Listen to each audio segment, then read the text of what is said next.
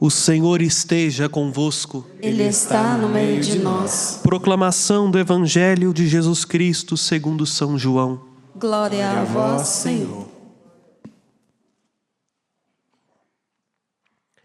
Naquele tempo, Jesus apareceu de novo aos discípulos à beira do mar de Tiberíades. A aparição foi assim. Estavam juntos Simão Pedro, Tomé, chamado Dídimo, Natanael, de Caná da Galileia, os filhos de Zebedeu e outros 2 discípulos de Jesus. Simão Pedro disse a eles: "Vou pescar." Eles disseram: "Também vamos contigo." Saíram e entraram na barca, mas não pescaram nada naquela noite. Já tinha amanhecido e Jesus estava de pé na margem, mas os discípulos não sabiam que era Jesus. Então Jesus disse: "Moços, tende alguma coisa para comer?" Responderam: "Não." Jesus disse-lhes: "Lançai a rede à direita da barca e achareis." Lançaram, pois, a rede e não conseguiam puxá-la para fora por causa da quantidade de peixes. Então o discípulo a quem Jesus amava disse a Pedro: "É o Senhor." Simão Pedro, ouvindo dizer que era o Senhor, vestiu a roupa, pois estava nu, e atirou-se ao mar. Os outros discípulos vieram com a barca, arrastando a rede com os peixes. Na verdade, não estavam longe da terra, mas somente cerca de 100 metros. Logo que pisaram a terra, viram brasas acesas com peixe em cima e pão. Jesus disse-lhes: "Trazei aqui algum dos peixes que apanhastes." Então Simão Pedro subiu ao barco e arrastou a rede para a terra. Estava cheia de 153 grandes peixes e, apesar de tantos peixes, a rede não se rompeu. Jesus disse-lhes: "Vinde comer." Nenhum dos discípulos se atreviam a perguntar quem era ele, pois sabiam que era o Senhor. Jesus aproximou-se, tomou o pão e distribuiu-o por eles. E fez a mesma coisa com o peixe. Esta foi a 3ª vez que Jesus, ressuscitado dos mortos, apareceu aos discípulos. Palavra da salvação. Glória a vós, Senhor.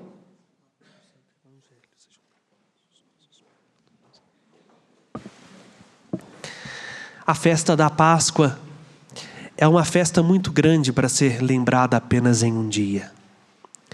A igreja, na sua sabedoria, celebra a festa da Páscoa por 8 dias. Não confundamos, como às vezes eu dizia quando era o responsável por um grupo de estudo sobre liturgia no seminário. Não confundamos o Zé carroceiro, o Zé da carroça, com o Zé carroceiro, o Zeca lá da roça, né? O tempo pascal se estende por 50 dias, mas o dia da Páscoa é um dia de 8 dias. Então hoje você pode dizer para quem você ainda não teve a oportunidade de dizer uma feliz Páscoa, porque ainda estamos no dia em que o Senhor ressuscitou dentre os mortos. E tendo este mistério tão grande diante dos nossos olhos, a igreja proclama para nós hoje, nesse 6º dia da 8ª da Páscoa, nesta sexta-feira, o evangelho que os exegetas chamam de epílogo de São João. O evangelista João tem um prólogo, que é uma introdução ao evangelho, e tem este epílogo, que é um desfecho do evangelho. O intuito prático, segundo os exegetas, é um só: é demonstrar a autoridade petrina da igreja. A igreja está alicerçada sob os apóstolos, mas que tem Pedro como chefe dos apóstolos. No entanto, meus irmãos e irmãs, olhando este evangelho com os olhos da fé e contrapondo a fatos, nós tiramos uma grande lição para nós. o ressuscitado não nos quer numa vida velha. Cristo, ao ressurgir dos mortos, não venceu o pecado, não venceu a morte, para que a gente vivesse uma vida como se nós não o tivéssemos conhecido. Pelo contrário, o ressuscitado quer que nós vivamos uma vida nova, porque Ele faz nova todas as coisas. Vejam, o que aconteceu aqui? A gente fica um tanto perplexo quando olhamos com sinceridade. É a terceira vez que Jesus aparece para os apóstolos. Então eles já tinham visto Jesus. Mas a pergunta que brota no meu coração é uma só. Por que a frustração ainda estava no coração de Pedro? O que fez Pedro voltar a pescar? Não era a fome, porque eles tinham o que comer. Não era também simplesmente a necessidade de uma profissão, porque uma vez que Pedro largou tudo, ele passou a viver da providência. Não sei se está claro para vocês a contradição entre o que Pedro faz agora após a ressurreição com o chamado de Pedro. Quando Pedro estava em alto mar pescando, foi assim que Jesus chamou Pedro para junto de si. Ele falou para Pedro: joga as redes no mar. E Pedro, como uma pessoa muito racional e às vezes até cabeça dura, disse para Jesus: eu fiquei a noite inteira pescando e não apanhei nada, mas, como se diz assim, né, para provar que você está errado, eu vou lançar as redes ao mar. E ali, há 3 anos antes deste evento que foi proclamado para a gente, Pedro apanhou tamanha quantidade de peixe que ele entendeu que aquela pessoa que estava com ele não era um homem qualquer. E aí Jesus fez um convite a Pedro: vem e segue-me. De agora em diante, de Jesus, você não mais será pescador de peixes, mas pescador de homens. Pedro, diz no Evangelho de São Lucas, no capítulo 5, largou tudo. O barco, tem até a música, né? Lá na praia eu larguei o meu barco, junto a ti buscarei outro mar. Foi isso que ele fez, largou a praia, largou o barco, seguiu Jesus. Qual que foi o mandato de Jesus? De agora em diante, nunca mais você vai voltar a pescar peixe. Por que Pedro diz assim: vou pescar? Sendo que ele já tinha experimentado há 3 anos a força da palavra de Jesus. Sendo que ele já tinha visto Jesus ressuscitado. Meus irmãos e minhas irmãs, se nós fôssemos resumir o que Pedro disse aqui, é Pedro como se estivesse dizendo assim: eu vou voltar para a vida que eu tinha antes. Eu não quero continuar uma vida agora com uma forma diferente da presença de Jesus. Eu não quero viver esta maneira nova que Cristo apresenta. Era melhor antes, quando eu era pescador. Meus irmãos e minhas irmãs, aqui está para nós o paradoxo da vida cristã. Porque Pedro, do período da segunda aparição de Jesus até a terceira, teve que viver como eu e você hoje vivemos a nossa fé, sem ver Jesus com os olhos do nosso corpo. E viver da confiança. Mas Pedro, como eu e você, tem hora que se sente movido pela desesperança, movido por um saudosismo, uma saudade, a mesma saudade que os hebreus tiveram no Egito da cebola, né? Nós tem hora que lembramos-nos da nossa vida antes de conhecer a Jesus e temos uma saudade de quando nós éramos grandes pecadores, de quando nós vivíamos ao nosso capricho, ao nosso desejo. E que bonito, o Cristo ressuscitado não desiste de mim. Eu falo de mim porque me encaixo perfeitamente na situação de Pedro. Talvez você também, mas não se sinta excluído, porque o Cristo ressuscitado não desistiu de você. Jesus tinha tudo para falar assim: ô cabeça dura. Eu falei com ele que não era para fazer isso. Ensinei durante 3 anos. Já apareci 2 vezes. Agora, se ele não quer, vou virar as costas e siga para lá. Jesus vai e aparece justamente onde era impossível de Jesus aparecer. Na cena onde Jesus não era para estar. No lugar onde menos se esperava que Jesus estivesse. E de lá ele diz: amigos, que bonito. Nós, quando queremos fugir do Cristo, ele vem até nós para nos dizer que continua sendo nosso amigo. E é esta palavra que faz o coração de João entender quem é que estava chamando lá de longe, não mais dentro da barca, fora da barca, lá na areia do mar, era o Senhor. Aqui é interessante dizer uma coisinha também. Toda vez que a gente tem uma ideia de Jerico, sempre tem um bando de pessoas para acompanhar, né? Pedro, quando quis voltar para a vida, vamos dizer assim, porque esta é a verdade. Pedro, quando quis voltar à vida velha, à vida no pecado, foi um bando com ele, foi Tiago, Tomé, os irmãos, né, Tiago e João, o discípulo amado. Ainda apareceu mais 2 discípulos. Foi uma penca para voltar pescar peixes, enquanto eles tinham uma missão: pescar almas para o ressuscitado. Aí, João, o discípulo amado, não precisou gastar esforço, justamente porque ele retribuiu o amor com amor. Ao ouvir aquela voz lá da areia dizendo amigos, reconheceu quem era: é o Senhor. E aí eu fico imaginando a cena um tanto humana, né? João dando aquela cutucadinha no Pedro, dizendo: é o Senhor que está lá no mar, é o Senhor que está lá na praia. O que João mesmo diz?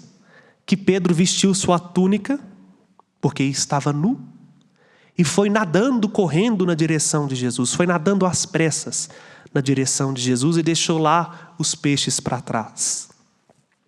O ressuscitado, meus irmãos e irmãs, nos conhece assim, nus.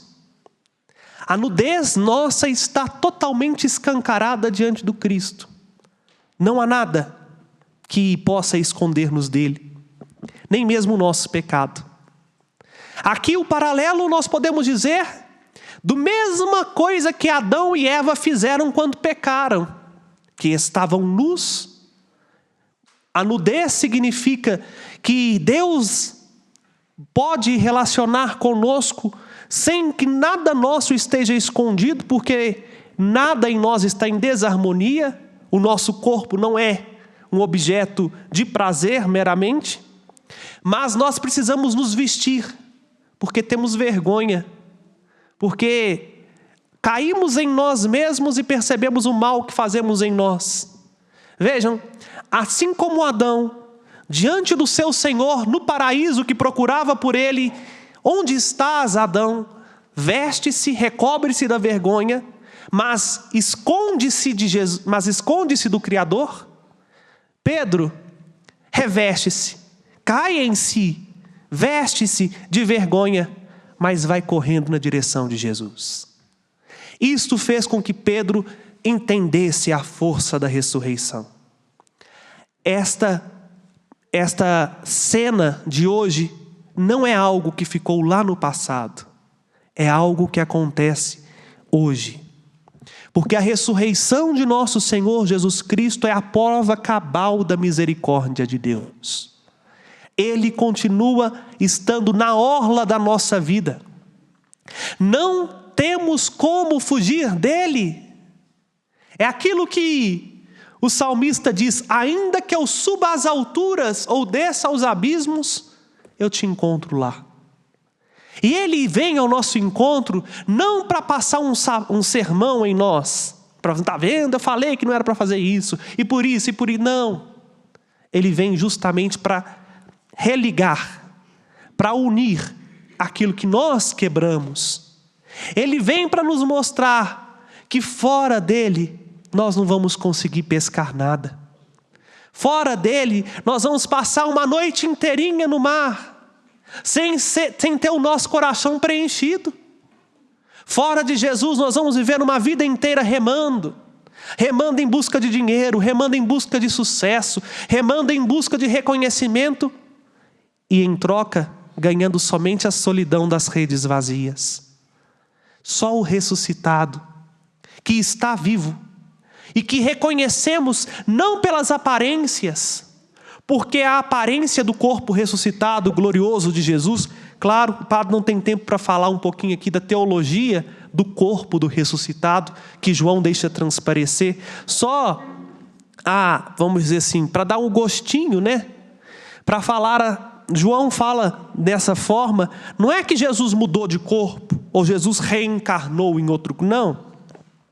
É que o corpo glorioso de Jesus é tão resplandecente de luminosidade, de beleza, que num primeiro olhar é irreconhecível, porque é transfigurado, tal como era lá no Tabor. E mais, não é um fantasma. A ressurreição de Jesus não é algo da cabeça dos discípulos. Há uma heresia no nosso tempo, que está infiltrando na nossa igreja, que acha assim: Jesus está ressuscitado toda vez que eu lembro de Jesus. Mentira. Independente de mim e de você, Jesus está vivo e ressuscitado. Se você lembra dele ou não lembra dele, não vai mudar o fato, ele está vivo. Jesus ressuscitado tem um corpo, por isso ele come peixe, para falar que é corpo de verdade, porque fantasma não come, miragem não come, miragem não abraça. Vejam, o ressuscitado está vivo de verdade, mas ele se digna a alcançar a mim e a você, mesmo quando pecamos, mesmo quando queremos viver uma vida longe dele, mesmo quando fugimos para antes de conhecê-lo, voltamos a ser aquilo que éramos antes de eu fazer a experiência com ele. Só reconheceremos hoje, meus irmãos, que o Senhor está à praia novamente, se assim como João formos capazes de ouvir a sua voz, porque as ovelhas conhecem a voz do seu pastor. Deixemos que a palavra de Deus ecoe no profundo do nosso coração e tenhamos a mesma ousadia de Pedro. Nademos apressadamente na direção do ressuscitado. Não para sermos grandes, mas para entendermos o quanto somos amados e o quanto Ele insiste em estar perto de nós. Esta é a alegria da Páscoa. É a alegria de saber que apesar do nosso pecado, Deus nos ama. Que apesar dos nossos limites, Deus não desistiu de nós. Que Deus está perto e vai continuar insistentemente nos chamando até que o nosso coração o encontre e repouse nele. Louvado seja o ressuscitado, nosso Senhor Jesus Cristo. Para sempre seja Louvado. Fiquemos de pé e apresentemos com confiança ao Senhor as nossas preces. A nossa resposta será: Rei da eterna glória, escutai a nossa prece. Rei da eterna glória, escutai a nossa prece. Para que a igreja não tenha medo de proclamar que só Jesus é o Senhor e que fora dele não há salvação, pedimos: Rei da eterna glória, escutai a nossa prece. Para que todos aqueles que se sentem rejeitados ou esquecidos pela sociedade reconheçam na oração a presença do Senhor ressuscitado, que os ama e acolhe, pedimos. Rei da eterna glória, escutai a nossa prece. Para que ao participarmos desta mesa, saibamos descobrir no pão partido e na palavra proclamada a presença do ressuscitado, pedimos. Rei da eterna glória, escutai a nossa prece. No silêncio do seu coração, apresente a Jesus a sua oração, a sua prece.